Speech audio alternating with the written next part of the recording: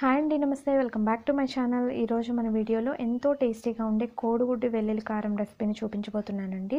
కాబట్టి వీడియోని లాస్ట్ వరకు స్కిప్ చేయకుండా చూడండి. అలాగే మన ఛానల్ని కనుక కొత్తగా ఎవరైనా చూస్తున్నట్లయితే ప్లీజ్ సబ్స్క్రైబ్ చేసుకొని పక్కనే ఆల్ అనే బెల్ ఐకాన్ ఉంటుంది, దాన్ని యాక్టివేట్ చేసుకోండి. ఫస్ట్ ఉడికించిన కోడిగుడ్లను తీసుకొని ఈ విధంగా ఘాట్లు పెట్టుకొని పక్కన పెట్టుకున్న తర్వాత ఒక మిక్సర్ జార్లోకి 10 వెల్లుల్లి రెమ్మలు, 1 టీ స్పూన్ జీలకర్ర, మీ టేస్ట్కి తగ్గట్లుగా సాల్ట్, పసుపు, అలాగే మీ టేస్ట్కి తగ్గట్లుగా కారం. మీరు కొంచెం స్పైసీగా కావాలంటే కారం కొంచెం ఎక్కువగానే యాడ్ చేసుకోవచ్చండి. ఇలా ఇవన్నీ కూడా తీసుకున్న తర్వాత గ్రైండ్ చేసుకొని పక్కన పెట్టుకోవాలి. ఇప్పుడు వేరొక పాన్ తీసుకొని అందులోకి కూరకి సరిపడా ఆయిల్ అనేది వేసుకోవాలండి. ఆయిల్ కొంచెం లైట్గా వేడైన తర్వాత మనం ఉడికించి పెట్టుకున్న కోడిగుడ్లు ఉన్నాయి కదా, వాటిని తీసుకొని లైట్గా గోల్డెన్ బ్రౌన్ కలర్ వచ్చే వరకు కూడా ఫ్రై చేసుకోవాలండి. మీరు కావాలంటే ఫ్రై చేసుకునేటప్పుడు కొంచెం పసుపు అలాగే సాల్ట్ కూడా వేసుకోవచ్చు.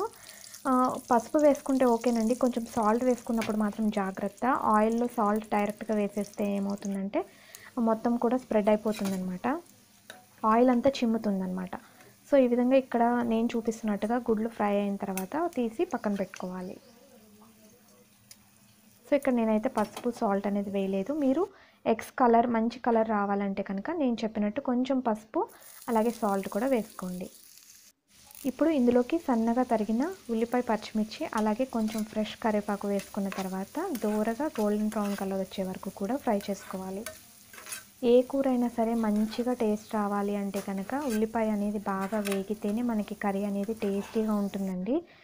సో ఈ విధంగా లైట్ గోల్డెన్ బ్రౌన్ కలర్ వచ్చిన తర్వాత మనం ఇందాక ఆల్రెడీ వెల్లుల్లి కారం అనేది ప్రిపేర్ చేసి పెట్టుకున్నాం కదండి, ఈ విధంగా వెల్లుల్లి కారంని కూడా వేసేసుకోవాలి. ఖచ్చితంగా ఉల్లిపాయ మొత్తం కూడా వేగిన తర్వాత మాత్రమే మనం వెల్లుల్లి కారం అనేది వేసుకోవాలండి. ఎందుకంటే వెల్లుల్లి కారం వేసుకున్న తర్వాత 2-3 మినిట్స్కి మించి ఎక్కువగా మనం ఫ్రై చేసుకోకూడదు.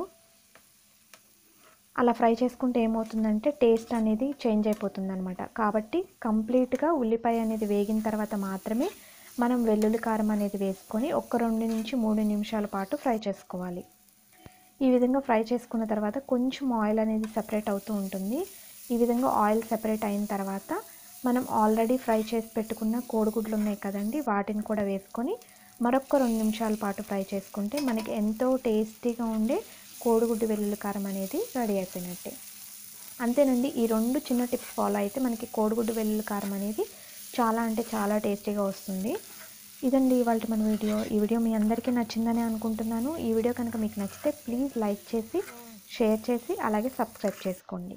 ఈ రెసిపీ కనుక మీరు ట్రై చేసి ఉంటే మీకు ఎలా వచ్చిందనేది నాకు కామెంట్ సెక్షన్లో షేర్ చేయడం మాత్రం మర్చిపోకండి. ఫైనల్గా మీకు కావాలి అనుకుంటే గరం మసాలా పౌడర్ యాడ్ చేసుకోవచ్చు, లేదంటే అవసరం లేదండి. గరం మసాలా పౌడర్ యాడ్ చేసుకున్న తర్వాత స్టవ్ ఆఫ్ చేసేసి కొంచెం కొత్తిమీర అనేది యాడ్ చేసుకుంటే ఎంతో టేస్టీగా ఉండే కోడిగుడ్డు వెల్లుల్లి కారం అనేది మనకి రెడీ అయిపోయినట్టే. చాలా అంటే చాలా టేస్టీగా ఉంటుందండి. ఈ వీడియో కనుక మీకు నచ్చితే ప్లీజ్ ఖచ్చితంగా లైక్ చేయడం మాత్రం మర్చిపోకండి. ఎందుకంటే మీరు ఇచ్చే లైక్స్ వల్ల మాత్రమే మన వీడియో అనేది ఎక్కువ మందికి రీచ్ అవ్వడం అనేది జరుగుతుంది.